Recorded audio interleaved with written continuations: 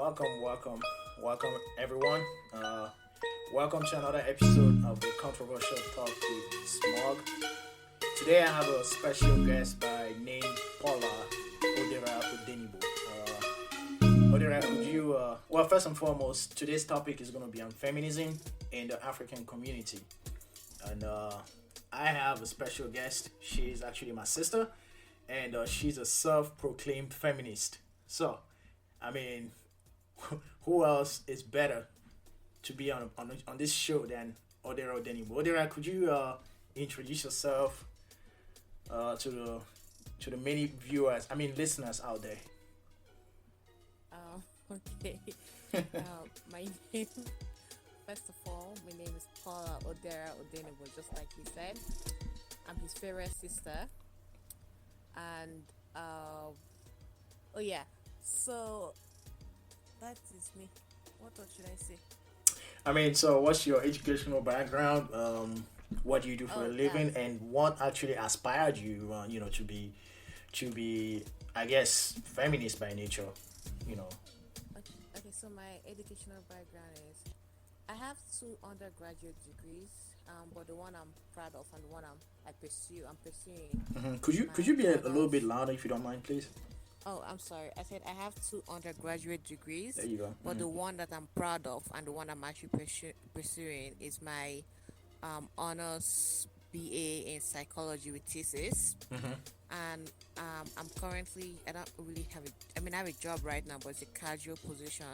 I work in an inpatient treatment for women with concurrent disorder. Yeah. I'm applying for grad school. Hopefully, fingers crossed, I get into grad school next year for the fall semester. And I'm also looking for like a more permanent job, because the job I have right now is just very casual. Okay. What aspires me to be a feminist? Well, I don't know. Like, I don't really like to often define myself as feminist, because there are so many negative connotations to feminism, especially within like North America, because take it to a different level. Mm-hmm. But nothing really aspires me to be a feminist. Basically, I believe in the real, like the original definition of feminism, which is the equality, which is financial, educational, political, and everything equality between male and women. Mm-hmm. It should not be like, it should never be a movement or political stuff. It should just be the way the world is supposed to be. There's no big difference between men and women. Seriously, there are just some few biological differences, but that should not make it seem like a man is better than a woman. If anything, a woman is better than a man, but the one who bring in the world to the one who bring life to the world. So that's all I gotta say about that. Okay. About what inspires me. Okay. Hey, I agree with you. Hey, women are powerful. Without women, there'll be no reproduction. You understand? Exactly. And even in the Bible, for people who believe in biblical studies and stuff, without Eve, I don't think Adam could have reproduced. You understand? And even in the lower animals, like, there's always a female and a male gender, and once they both merge together and, I guess, reproduce. So yes, women are definitely, in my opinion, and I think you would like to agree with this, they are the most powerful of both genders. I have no qualms with that theory. So with your definition, I guess you've already defined what feminism is to you.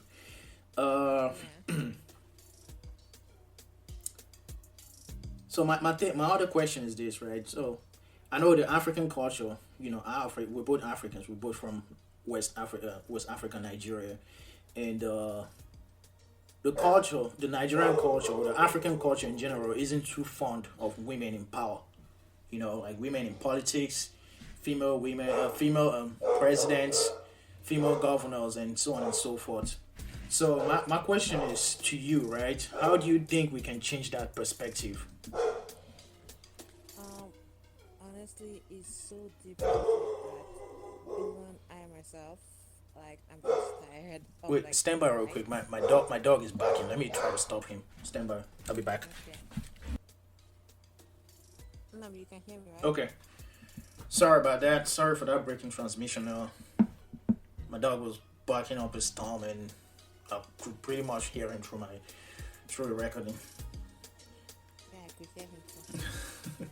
So back to my question, right? So how do we change this culture of, I guess this ignorance that women shouldn't be in power or hold position of authority in the African community? Um, I think it's so very deep rooted into like the culture. I don't want to where it started. I don't know if I should bring it into like colonization or brought it in, or if it wasn't before that. But it's so deep rooted that it's not so something that just one person can do. It's something that has to be a collective effort of both female and male. But Mm-hmm. it's like in Nigeria, I cannot speak for the whole West Africa. I can speak of Nigeria. And I won't speak of Nigeria. I cannot speak of the North because I know nothing about the North. Yeah. But I can see that it's starting to get integrated in. Like it's not as bad as it was before when we were growing up. Mm-hmm. Um, Based on like what is in the media and like when like last time we went to Nigeria too, I saw some of it. It's like it's still a very like male dominant society, but we start finding women that having more of a voice now, Yeah. which is like a good start. But we're still lightweight away from where we need to be. How I don't know exactly how we can change it. I don't have the answer to that.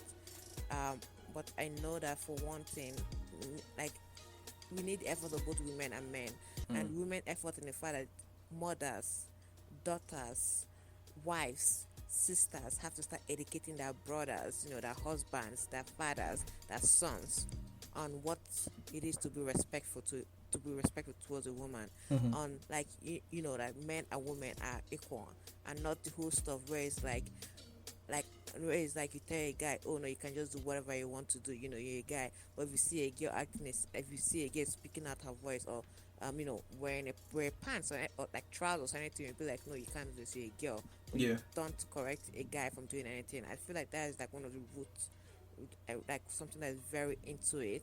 It's Mm-hmm. like, I remember growing up how they were like, oh, you guys cannot go in the kitchen, but I had to be in the kitchen, even though when it was mostly my mother said that. But when mama left, among all of us, especially the boys, you were one that was most in the kitchen, which I actually appreciate. But it's like those kind of little home training. I feel like we need to start there, because now people are talking out in the media and everything. But if those home training are not really fixed, it's not really going to make much of a difference. Yeah. It's those little things that snowball into something big. It's those little things, starting from small things. Like if a girl is wearing whatever she wants to wear, a mom start telling her, you cannot wear this. We don't know you're a girl. Don't know you say if you do this, it means a boy can do what they want to do to you. Instead of being no, telling the boy no. If you see a girl dressing that way, it does not mean she give you permission to do anything to her. That you always need to get consent. That Mm-hmm. is how it should have started. Because little things like this go snowball into basically raising someone who could potentially be an assaulter or a rapist. Yeah. Yeah. That is where I see it. It literally needs to start from the home. You need from the little things that most of us take for granted. We need to start showing that to be respectful to both gender. Mm-hmm. When I say like I feel like women are superior gender, I don't mean women have to control the men. That's not what I mean. Mm-hmm. Like both genders should be respected, both gender should be listened to, and consent is needed for both gender, because I believe that both male and female can be assaulted and both of them should be taken seriously. But unfortunately, it's women that are like over 90% the victims of assault, and they're not taken seriously because they're female. Yeah. I definitely agree. Well, when it comes to the issue of reporting assault, uh, male victims seldom do that, and it's just, I guess it's because of the stigma that comes with it. Yes. Male men, for example, always feel they have this ego and this macho, and most times they feel like, hey, if I ever speak out about being assaulted, I'll be looked upon like weak or something of that sort, which is not true. I mean, but that's a topic for another day. We're not going to dive into that today. So my next question to you, this is this might actually rile you up. So do you believe in women being submissive to their husbands? And what do you Oh think, in no. your opinion, what do you think submissiveness is? In my opinion, submissiveness is when a woman, let's say a woman and a man both work. By the way, stay-at-home mothers are also, is also being a stay-at-home mom is also a huge job.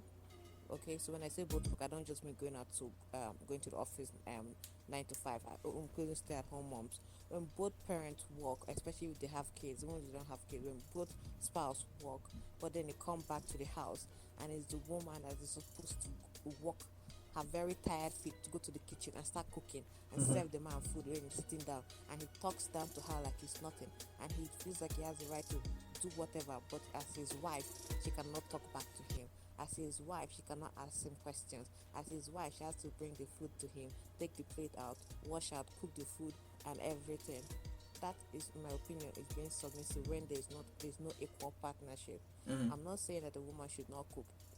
Personally, if I know if a woman loves cooking, whether her job is to cook, whether she works at the office, stay at home, mom or whatever, if she loves cooking and she has no issue with it, and she'll keep on cooking and serving to her husband, I'm perfectly 100% okay and supportive. But it has to be her choice. It does not have to be something that was forced on her by society or by her husband or by her in-laws or by her parents or by expectations.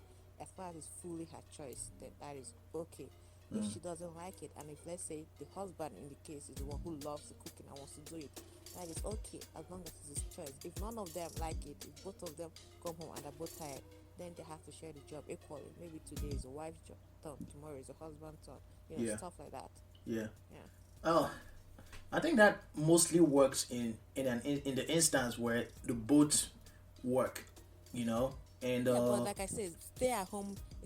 I'm using mom because I don't know much about stay at home wives. I right. don't even know much of what they do. But I'm using like a stay at home mom is also a huge job. It won't be, well, I'm talking from a point of psychology. Just so you know, when I say this, I'm talking from a point of psychology. Being a stay at home mom might be more difficult than a working mom. Because if you stay at home mom, you're 24/7 with a child. You need to be able to associate with people of your own, of an adult basically. You need to get out and have a little bit of a life to keep some kind of balance and sanity. But I'm not saying it's like you're gonna go insane with a child 24/7. But if you're with a child 24/7 and you don't have a break, and then you come back to, your husband comes back from work, if your husband works, and you're expected to be his wife, like cooking for him and everything while caring for the child 24/7. It's not like I say, if you go to work, if you any job, I have a job, any job, you have like 15 30 minutes, an hour of break. But as a stay at home, you don't get that at all. Get what I mean? Yeah, So yeah. that's why I feel like from a psychological point of view, stay at home mothers should be respected a whole lot more than they are in our society, and they're not. And they too need a break, they too need vacations once in a while, like every other job out there. Okay. Do you believe in gender roles? Do you think there's certain things that are specifically for certain genders? No, I actually have an issue with the whole gender stuff. Can you be a little louder? No, I don't believe in gender role, and I have an issue with whole gender stuff. I believe in sexes. Okay, so that is there's the male sex, the XY chromosome, and then there's the XX chromosome for the women. I believe in that section, that the sexes. But then when it comes to gender is a social norm. So gender is something that I have a huge issue with. So when it comes to say something like gender roles, hell no, I don't believe in gender roles. If you tell me something like a woman has to give birth, I'm like, yes, she has the XX chromosome, she has the womb, she has the uterus. Yes, those biological things. I believe in those stuff. But if you tell me, oh, a woman has to cook, a woman has to raise the child, no, I don't believe in that. I believe both parents can raise a child. Obviously, the women are more suitable because they have the breast milk. But then when the child stops breastfeeding, the male and the woman can do the same job apart from that whole breastfeeding stuff. A woman can change the diaper, a man can change the diaper. A woman can burp a baby, a man can burp a baby. A woman can put the baby to bed, a man can put the baby to bed. I also believe like what are male dominant roles again? I'm trying to think of one. Like being a carpenter or whatever, a woman can do that too. I believe that I don't believe in gender roles because that is something I have a huge issue with, the whole Okay. gender issue of itself. I have a huge issue with that, but I'm not dismissing biological facts. I'm not dismissing the fact that women have the XY chromosome. And I'm not dismissing the fact that women are the ones with womb and uterus. I'm not dismissing the fact that women are the ones with certain hormones, and males are the ones with other hormones. I'm not dismissing that. I'm just dismissing the whole gender roles, that a woman has to be the nurse and a man has to be the doctor. That is what I'm dismissing. Okay. So this is my thing, right? Women are more. They have the ability to nurture more than men. You know, Mm-hmm. and I don't know. I feel like that's, to me, that's the role of a woman, to, in a child's upbringing. Because I don't know. I feel like men can have that nurturing ability, or that nurturing, how do I put this, phenomenon. Okay, I hear what you're saying, but what about kids that were raised in single parent household? Kids that were raised with just a single dad, or what about kids that are raised in, double parent household, but it's both dads? Um, there's so many of them out there that still end up were raised properly, end up being raised right. Like kids that were raised in single parent, mom only household, that were not raised that properly. They did not feel like they were nurtured or loved that much. Yeah. Heck, that some kids that were raised in your traditional parent household of a mom and dad, but they'll tell you how much more closer they are to their dad than their mom. That that dad was the one, who was always there for them, took them to soccer practices, their dance practices, and Mm-hmm. they have more of a connection with their dad than their mom. It's a The whole stuff about women and more nurture is a gender stuff. It's a gender stuff that is backed up a little bit by scientific fact of the fact that the hormones that are produced in women, especially during pregnancy. The stuff is when a woman is pregnant with a child, the whole night it creates a bond. That is true. A bond that is a bond that a mother will have with a child that a father will not have a child. That is true. I'm not dismissing that. And Mm. the fact that I'm trying to remember the female hormone, just the female hormone account estrogen. Yeah, the fact that women have more estrogen. That is true. But you have to understand something. That is just like what is put out there. There are many women actually who after giving birth go through postpartum depression, and with that all those very those hormones that are supposed to let them bond with the child is not there. When they go through that, they actually legit hate their children, but they can't say it out loud because it puts a shame to them. So, Mm-hmm. but it's just what I wish ends up making the whole stuff worse. At that time, obviously, the man is the one who needs to come and step up, and because the child needs that bonding. While the woman goes through this postpartum depression, it's a very normal thing, happens to so many women, but it's not spoken about because of this whole thing. A woman is supposed to be the nurturing one. So Yeah. when you're going through that kind of situation and you're like, does that make me not a woman anymore? Am I a terrible human being for feeling this way? Well, it's totally normal because what people don't talk about is the body sees pregnancy as trauma. It's the Mm. reason why the body actually see, if you look at statistics among most miscarriages are for women who are pregnant with male, because with the male when you're pregnant with a man, you have that XY chromosome, like XY chromosome. I'm using that because I just my biology degree, I hated it, so I don't know much about it anymore. But then the body sees it as a foreign thing, so they try to discard it. Unlike the XX, because it coming to a woman's womb, so it's more similar. Yeah. Pregnancy on a female body is very traumatic, going through the whole pregnancy. So when you go through all that and it's all done, for some women they end up being going through depression, and it's not just because they carry the baby. Like when women when they're pregnant, they have so many other health issues that are associated with pregnancy. Like most of them are just only happen only when they're pregnant, like high blood pressure, diabetes. After they give birth, the body's trying to go back to homeostasis. But they're not even trying to say like the whole stuff of women have to be nurturing. It puts way more pressure on the woman that Mm. she might be going through stuff and she can't talk about it because it is said that the woman has to be the nurturing one. So a woman can be nurturing. We have all those genes and all those hormones that makes it makes her more nurturing. But it Yeah. does not mean every woman is that way. So that's one of the things I hate about that. About that the woman is the more nurturing one. It does not happen for so many women that way, and it makes them feel way more guilty.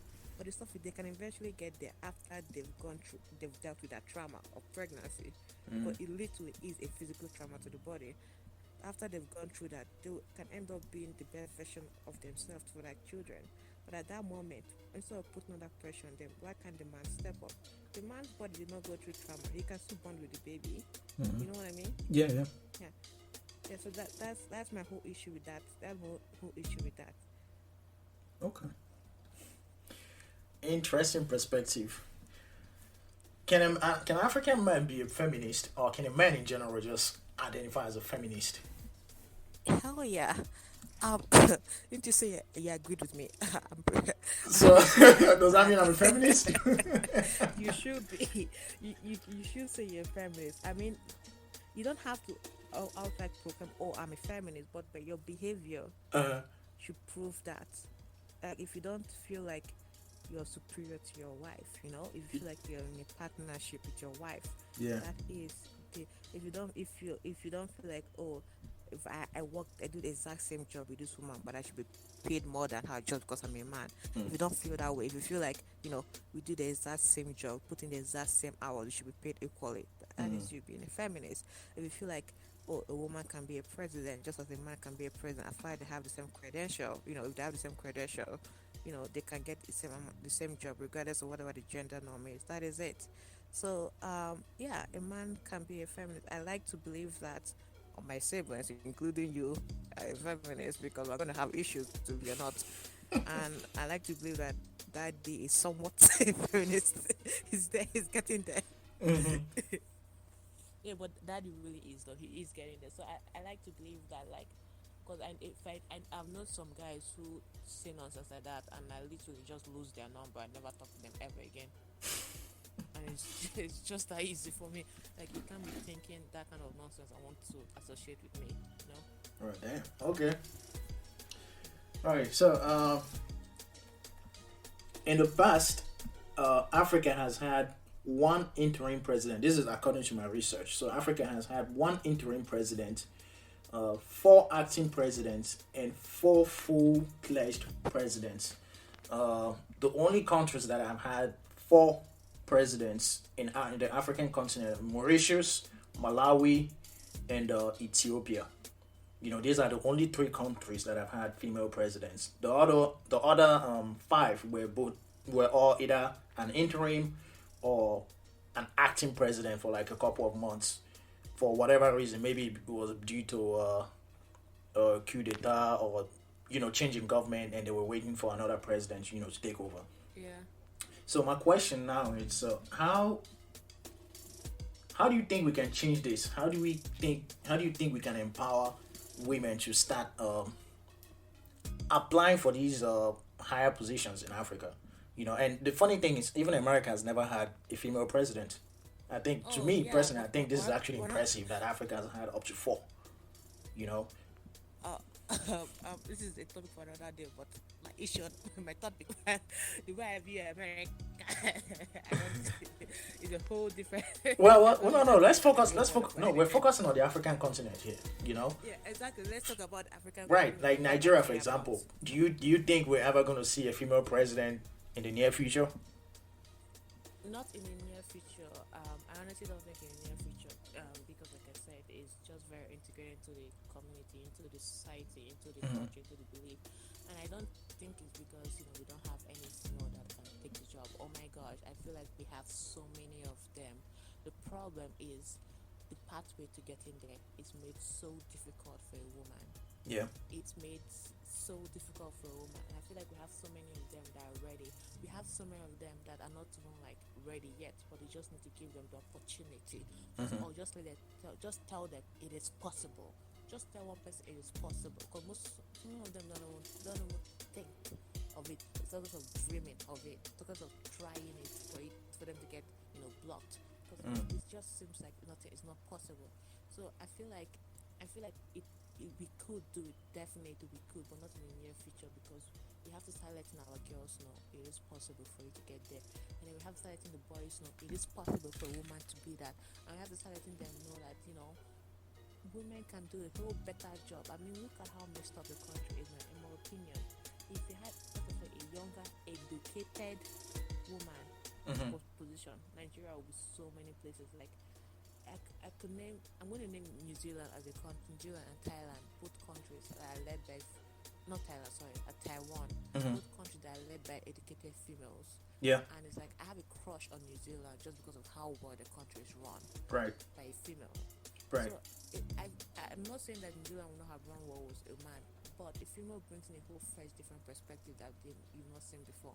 But it does not just have to be any woman. A woman can be as corrupt as a man. Heck, a woman can be way more corrupt as a man. And this is I'm talking about it from a feminist point of view because women are better. So if you say all the evil men do in the world, women can do worse than that. just like how all the just like how all the good men do in the world, women can do better than that too. So we just need to get like proper person there, and if the person is a female, then I feel like it's not going to move better. So, but I don't think it's in the near future because we have so much more work to do, and we have to let the girls who are ready or the girls who can do. You have to let them know, it is possible. Yeah. Honestly, I feel like there are a lot of women that possess enormous leadership skills. I mean, if you were following the recent EndSARS movement in Nigeria, you realize that it was women that actually it was. They were the ones that were at the Civil forefront. rights They were the ones that started a GroupMe account, what's it called, GoFundMe account. They were the ones that funded the whole stuff. I mean, it was eye-opening, and honestly, I feel like Nigeria needs a woman in power, because once there's a woman in power, a lot of women will come behind and help out. Exactly, because the stuff is like if you both on social media and like I was not on the ground, but I was following on Right. online. It was run by women, and it's not just this NSAC. Look at every civil rights movement. It's usually the women that bring it to a whole new level. And the thing is that women are innately, biologically built to withstand so much. That is why I think we are stronger. You know how like people say this kind of stuff that why a woman can never lead is because they don't want a woman who be going through having like hormonal issue or whatever and then start the war. Honestly, look at all the war that I've started in the world. Who started all of them? Men. For pride. Yeah. For hormonal issues too, because men have hormones. People just don't talk about that. Men have hormones. Hey, but you also gotta realize that men have gone to war several times because of women. I get that, but the woman forced them. The woman forced them. It was the male's hormones that forced them to do it. Not the woman. I'm just saying. Look back at it again and look at it from my point of view. If the woman tell them you must go to war for me, it's the male's hormones that forced them to do it for the women. So, like I said, the male is. I'm just trying to say that, like, all these stupid reasons they give for why a woman can never be empowered, the men have it more. And, like, you're talking about, woman hormone. Women, we every single month, not every single woman, but most of us, every single month of our life, after we reach puberty, we have to go through this pain of going through period. But you don't see all of us taking off those days from work. We still have to go to work. We still have to, and women have different kind of jobs. You see women that are nurses, like doctors, especially during COVID. We do all this while still going through the pain that makes us feel like we want to kill ourselves. I know that myself because I can't get up, but I have to go ahead and go to work. And when you go to work, you can't be crying at work. You have to be smiling and you have to be professional. If you can do that with women do that while still raising kids, you know how annoying kids can be. Yeah. While still like going out in society, and most of the time people can't tell except when you really piss us off and we like spark, and then you always like, oh, are you on your period? But the stuff in men, you never know what kind of pain we go through, and we can do that while living our day-to-day life every single month, not every year, every single month. Why can't we run the country? Like, as I think women are innately built to stand like we're innately built for like all this adversity, because our body alone fights us every month and we still survive. Yeah. So all those silly excuses that are brought up for why women cannot run a country are just rubbish. Okay. Hey, Odera, thank you. Thank you for showing up to the controversial talk with the SMOG. I really enjoyed this topic, and I hope and I wish to have you in the future. Okay. Anytime, brother. See you next time. All right. Have a good day. Bye. All right. Bye. All right, ladies and gentlemen, that concludes today's talk with with a smog. As usual, you can reach us at controversial.smog@gmail.com. So controversial, controversial.smog@gmail.com. Okay, catch you in the next episode.